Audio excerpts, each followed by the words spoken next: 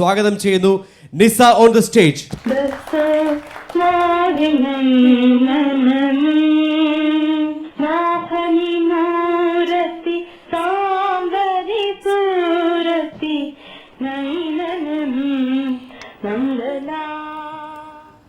കുറച്ചുകൂടെ ഒരു 6 മണിക്ക് മറ്റും കാണാൻ സാധിച്ചിരുന്നെങ്കിൽ ഒരുപാട് സന്തോഷം തോന്നിയേനെ. കൂട്ടിരുന്ന് അല്പം പ്രാർത്ഥിച്ചിട്ട് പോകാമായിരുന്നു. എപ്പോൾ വേണമെങ്കിലും വന്ന് എൻ്റെ കൂടെ ഇരുന്ന് പ്രാർത്ഥിക്കാം. ഭഗവാൻ കൃഷ്ണനെ വിളിച്ച് എപ്പോൾ വേണമെങ്കിലും പ്രാർത്ഥിക്കാം. അതിന് സമയമോ കാലമോ ഒന്നും നോക്കേണ്ട ആവശ്യമില്ല. ആ ഒരു ഉപദേശം സ്വീകരിച്ചുകൊണ്ട് തീർച്ചയായും താങ്ക് യു. സന്തോഷം കണ്ടതിൽ. എന്നെ നിങ്ങൾക്കറിയില്ലേ?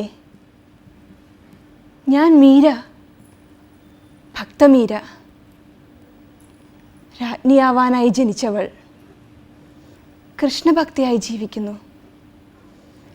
എൻ്റെ ബന്ധുജനങ്ങൾ എല്ലാവരും എന്നെ വെറുത്തു. അതിന് മാത്രം ഞാൻ ചെയ്ത തെറ്റെന്താണ്? എൻ്റെ ഹരിയെ ഭജിച്ചതോ, അതോ എല്ലാ പ്രജകളെയും എൻ്റെ സഹോദരരായി കണ്ടതോ?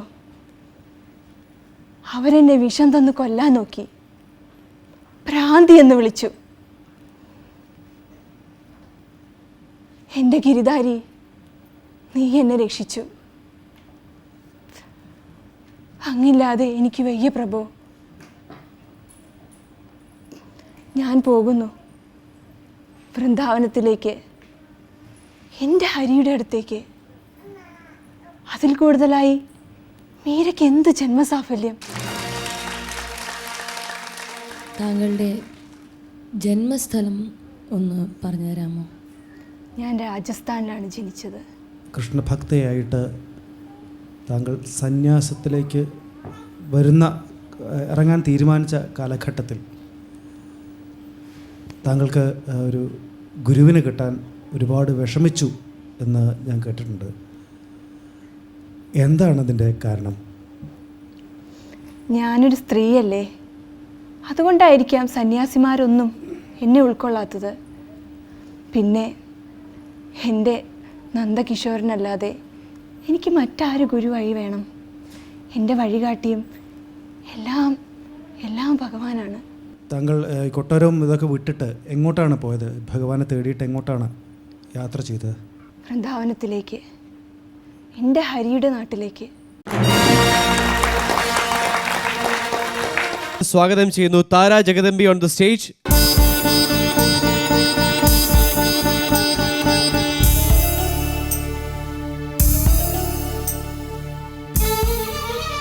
നമസ്കാരം. എപ്പോഴും മനസ്സിൽ വേദനയോടെ ഓർക്കുന്ന ഒരു കഥാപാത്രമാണ് അങ്ങ്. എപ്പോഴും ഒരുപക്ഷെ ഒരു ഒറ്റച്ചിലമ്പിൻ്റെ ഒരു ഓർമ്മ, അല്ലെങ്കിൽ ആ ഒരു അന്നത്തെ ഒരു വേദന ഇന്നും ഭവതിയുടെ മുഖത്ത് സ്ഥായിയായി നിൽക്കുന്നു. ഒരൊറ്റ ചിലമ്പ് മാത്രമല്ല എനിക്ക് നഷ്ടപ്പെട്ടത്. ഞാൻ ദൈവമെന്ന് കരുതിയ എൻ്റെ ഭർത്താവിനെ പോലും എനിക്ക് നഷ്ടപ്പെട്ടു. അതാ ഞാൻ പറഞ്ഞു, എപ്പോഴും ഓർക്കുമ്പോൾ മനസ്സിൽ നിന്നും വേദനയും അല്ലെങ്കിൽ നൊമ്പരവും തോന്നുന്ന ഒരു കഥാപാത്രം. ഇതിനെ നേരിട്ട് എനിക്കൊന്ന് പുരാണങ്ങളിൽ നിന്നുള്ള കുറച്ച് പേരെ ഈ വേദിയിൽ എത്തിയുള്ളൂ. അതിൽ കണ്ടത് എൻ്റെ ഒരു ജീവിതാഭിലാഷമായി കാണുകയാണ്. കണ്ടതിൽ ഒത്തിരി സന്തോഷം. നന്നായി വരട്ടെ.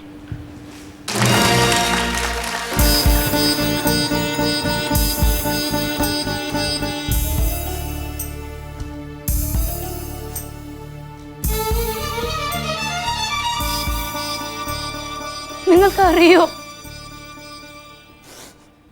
എൻ്റെ ഭർത്താവ്, ദൈവത്തെ പോലെ കരുതി എൻ്റെ ഭർത്താവിനെ പാണ്ഡ്യരാജാവ് കൊന്നു. അതും വെറുതെയല്ല, ഒരു ചിലമ്പ് മോഷ്ടിച്ചെന്ന് കരുതി എൻ്റെ ഭർത്താവിനെ തലയാർത്ത് കളഞ്ഞു. എൻ്റെ ചാരിത്രത്തെ ചോദ്യം ചെയ്തു. ചിലമ്പ് ഞാൻ തച്ചുടച്ചപ്പോൾ അയാൾ പകച്ചുപോയി.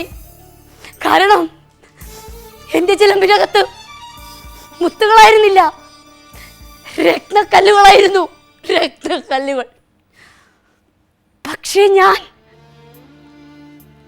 ശപിച്ചു. ആ പാണ്ഡ്യരാജാവിനെ ഞാൻ ശപിച്ചു. അയാളുടെ സർവവും നശിക്കട്ടെ എന്ന്.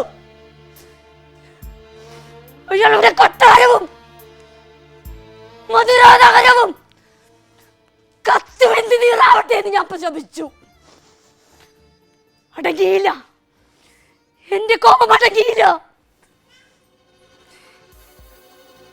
ഞാൻ എല്ലാം നശിപ്പിക്കും, എന്നാലേ എന്റെ കലിയളകും, അടങ്ങൂ.